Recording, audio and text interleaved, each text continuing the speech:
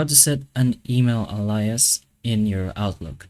So basically where to manage these or where to set it up. First of all, you should be able to do it directly here in the top right, or you open up your account or your profile and then it will directly lead you to the align section.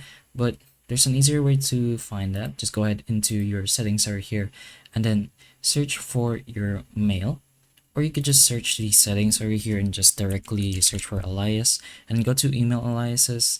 Now you'll have a few options over here like keeping your email secure with the mobile app, forwarding, and much more.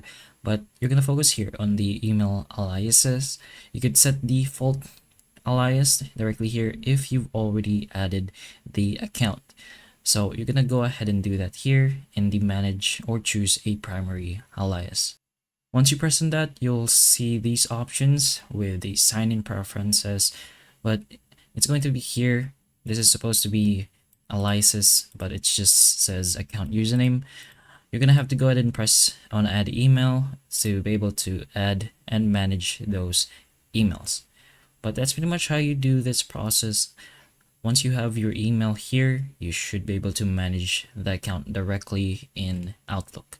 So hopefully the information of this video can help you, and if it can, please like and subscribe for more videos like this, and that's all.